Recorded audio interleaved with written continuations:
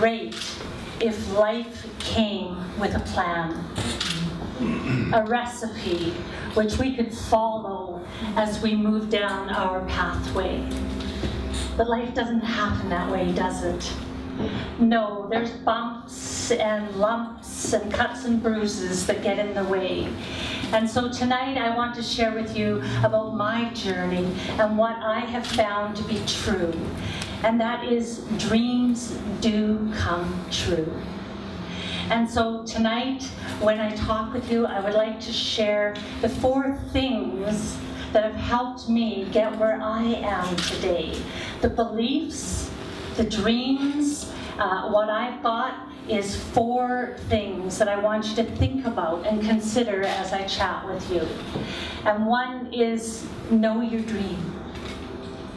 Decide on when your dream is going to happen, what it's going to look like, what are you going to have to let go of to allow to come into your life. Be disciplined, commit, and quite often we commit to others, but this is about committing to yourself. And be determined, so when opportunity comes to your door, don't see it as resistance and want to run the other way. See it as opportunity and be determined to keep moving forward with your dream.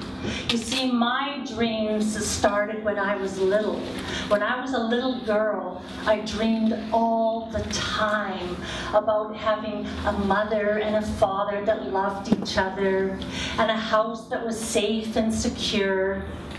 And then when I got older and the birthday cake came out, and I'd close my eyes and make a wish, and I would dream for a new bike and a new toy that wasn't secondhand, and maybe that trip to Disneyland. None of these things ever came true.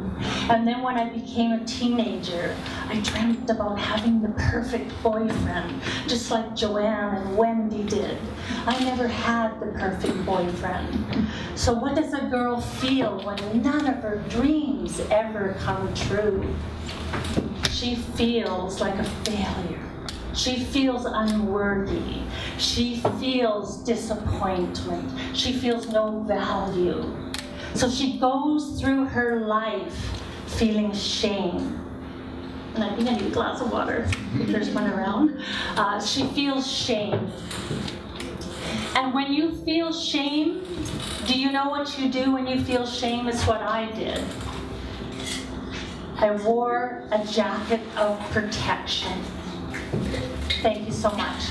I wore a jacket of protection.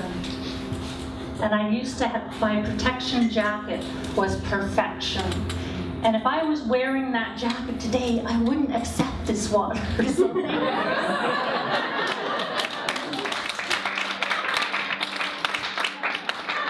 I had way too much salt for dinner, so.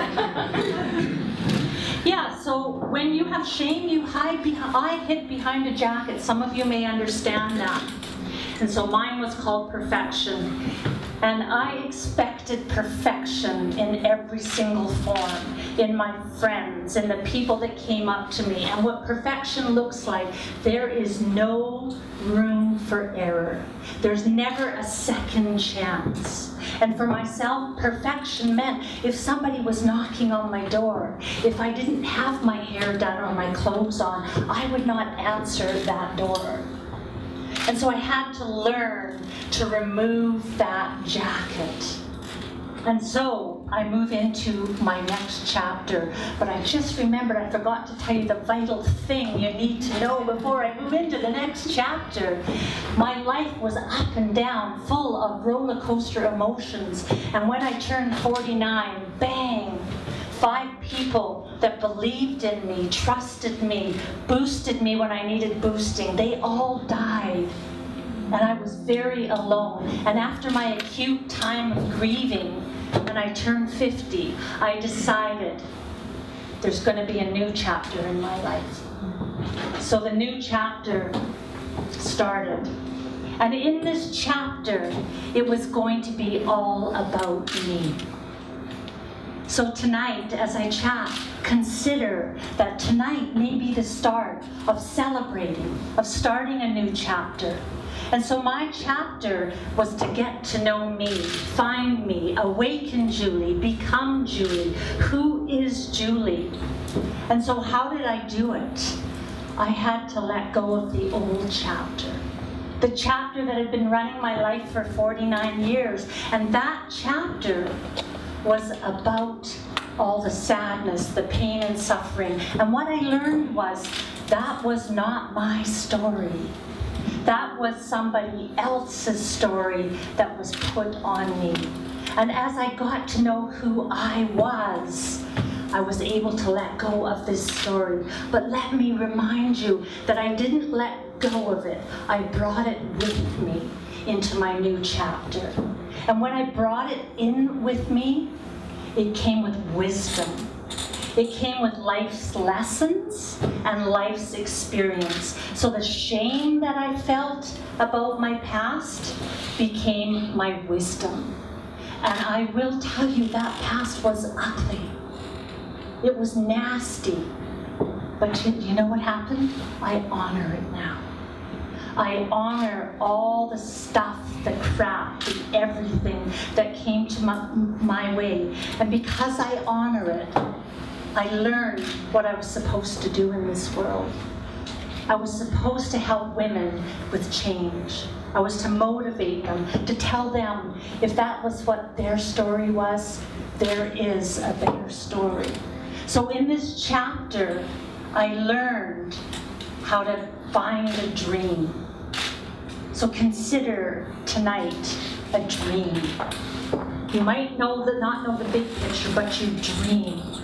And when you decide that, you need to be committed. You need to be committed to that dream, because we are so used to committing to other people.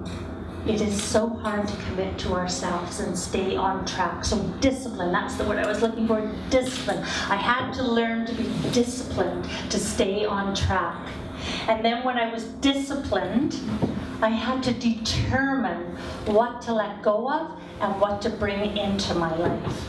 And when I did that, when opportunity came knocking at my door, I had to carry on and decide, don't be fearful, don't resist, but jump into it, because I wanted to own my greatness. So tonight, it's your dream. And everybody in this room has a dream. You may not want to share it. It may be deep inside of you, but you do have a dream. And I encourage you to find out what that is. And to do your dream, the one thing you have to do is believe in yourself. When you start to believe in yourself, good things come your way. Because remember this child over here, all she thought was bad. Nothing good came her way. As soon as I started to like and love myself, good things came my way.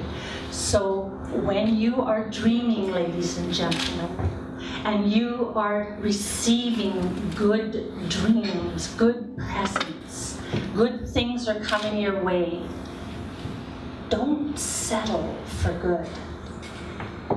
Settle for great. And how are you going to get great? You're going to own your greatness.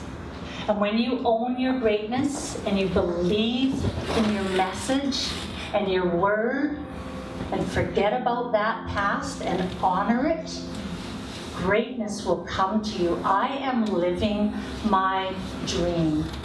Everything that is happening in my life now isn't because it's gifted to me. It's because I know I deserve it. I have worked hard. Let me tell you something. When the women who would stand up and win awards and be successful and shine for the evening on a stage, you know what I would do? I would be angry at them. I would be jealous of them because they were shining and I wasn't. But what I realized is those ladies that were shining have worked damned hard. They are committed to their message, to their dream. And so I encourage you all with your dream. Be committed and work hard and own your greatness. And most of all, believe in yourself, because each and every one of you matter in this world. Thank you.